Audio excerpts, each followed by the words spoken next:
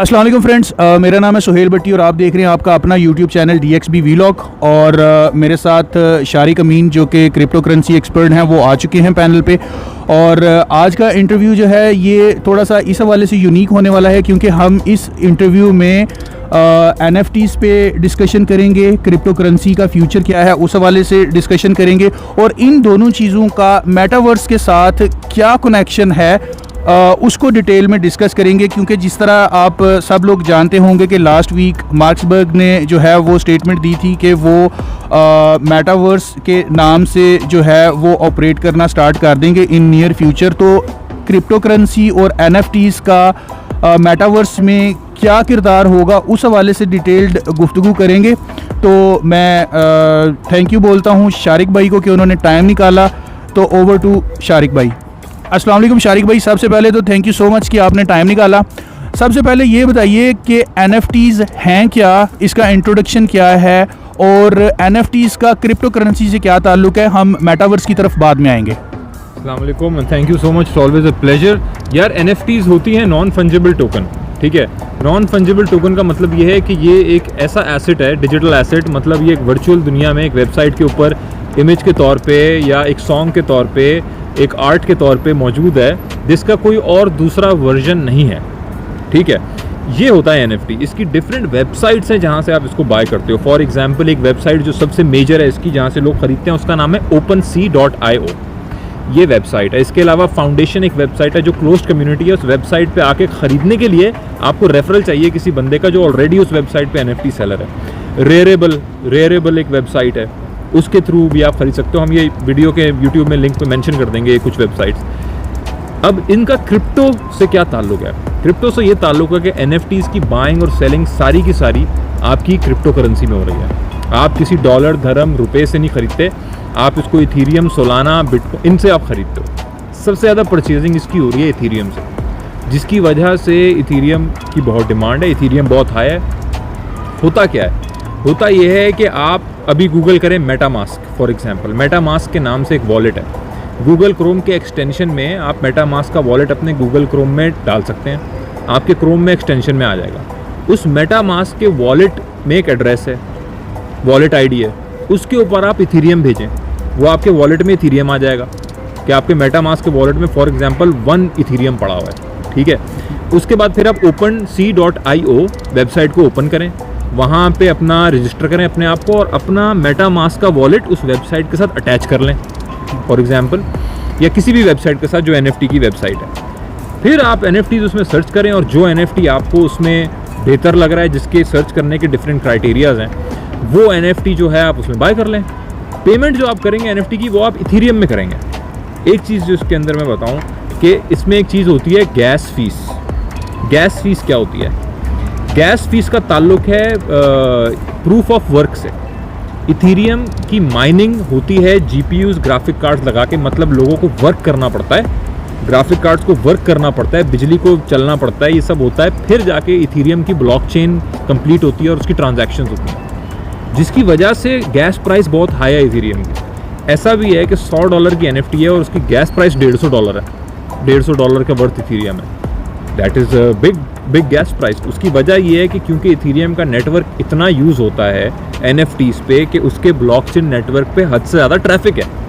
इतना ट्रैफिक है कि एक ट्रांजैक्शन करने की आपको प्राइस ज़्यादा देनी पड़ रही है। पहले आपने इस चीज़ को समझना है कि ये चीज़ चेंज होने वाली है। जैसे ही इथीरियम स्टेकिंग पे जा रहा है, जिसकी सक्सेसफुल टेस्टिंग उसने 27 को की थी और 27 के बाद इथीरियम की वैल्यू ऊपर गई थी, आप देख लो। और ये मैंने पहले भी वीडियोस में भी बताया था टिकटॉक में कि इसकी स्टेकिंग सक्सेसफुल होगी तो इसकी प्राइस ऊपर जाएगी, और एग्जैक्टली वही हुआ। एक हफ्ते, उस पूरे हफ्ते में इथीरियम ऊपर जाता है और अभी भी ऊपर एक अच्छी स्पोर्ट पे खड़ा हुआ इथीरियम, नीचे नहीं गिरा वहाँ से।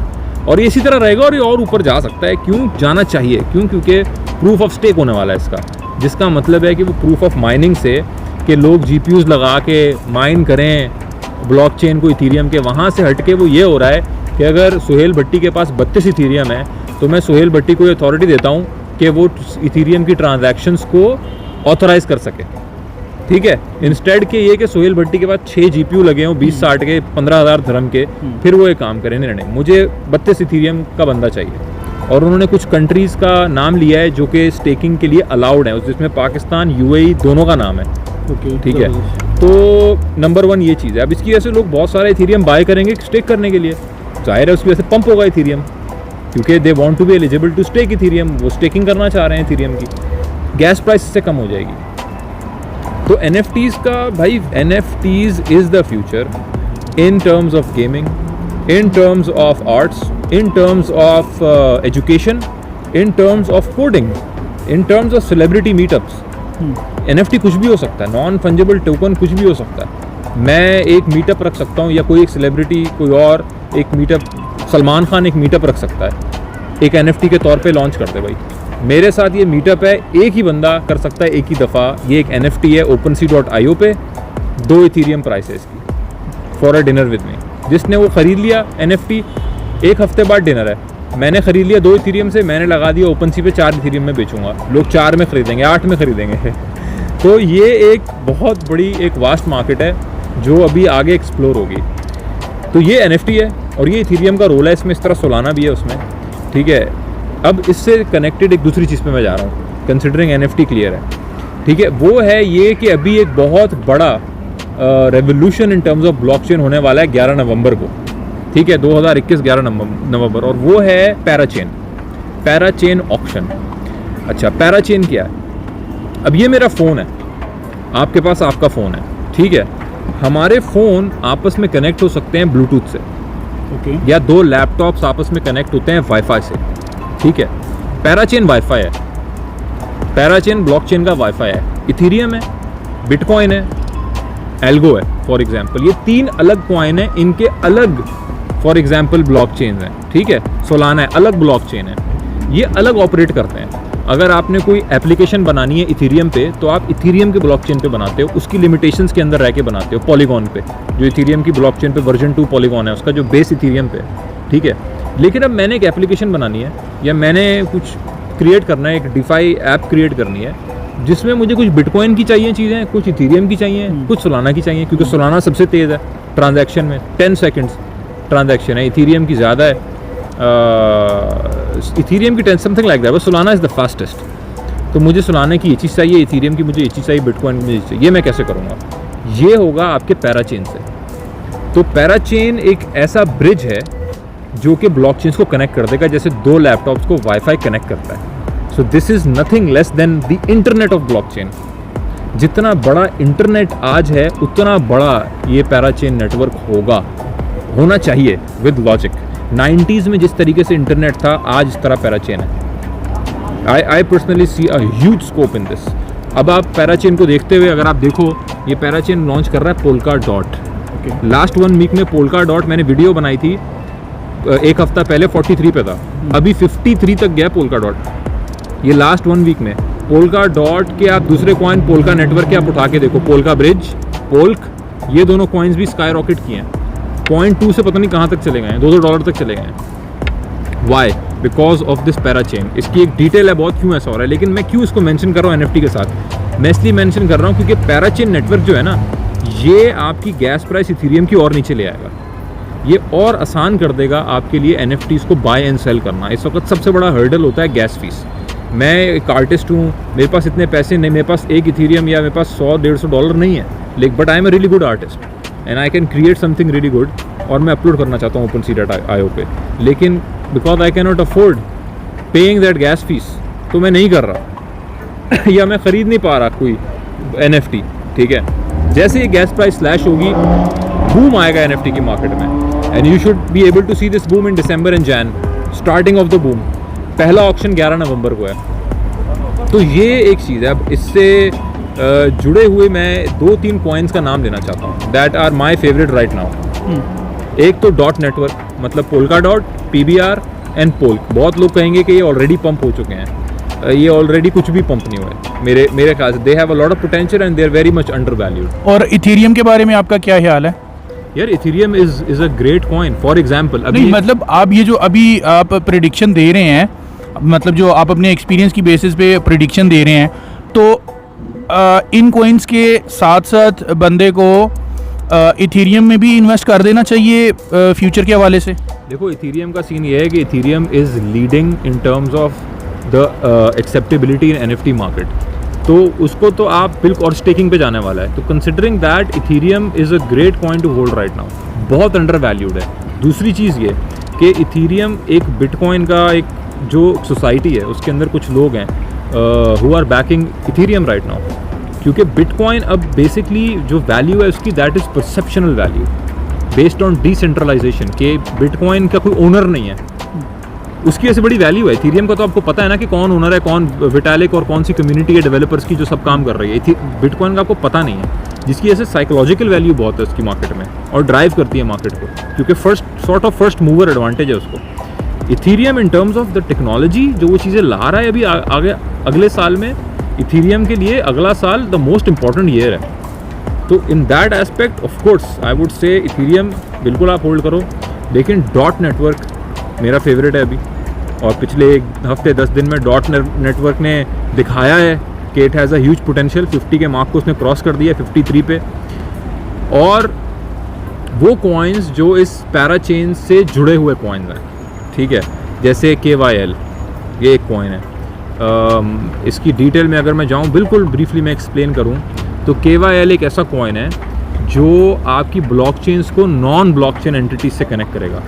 जैसे मैंने बताया कि पैराचेन 2-3 डिफरेंट ब्लॉकचेन्स को आपस में कनेक्ट कर रही है, इस तरीके से KYL फॉर एग्जांपल आपकी इंश्योरेंस कंपनी है, वो तो ब्लॉकचेन पे नहीं है ना, वो तो किसी सिस्टम पे बनी हुई है, उसको कनेक्ट करेगा ब्लॉकचेन से। तो जो डेटा है नॉन ब्लॉकचेन एंटिटीज ऐप्स का वो ब्लॉकचेन ऐप्स के साथ कनेक्ट करेगा, तो this is a big thing यार। तो अभी आपने इथेरियम का, पोल्का का, इस तरह आपने 2-3 कॉइन्स के नाम लिए हैं, तो जिन लोगों ने पहले से XRP में, कार्डानो में, इनमें इन्वेस्ट किया हुआ, मैं इसलिए तो थोड़ा सा अब इसमें मेरा पर्सनल इंटरेस्ट भी डेवलप हो रहा है, क्योंकि मेरी ऑलरेडी XRP और कार्डानो वगैरह में मैंने इन्वेस्टमेंट की हुई है।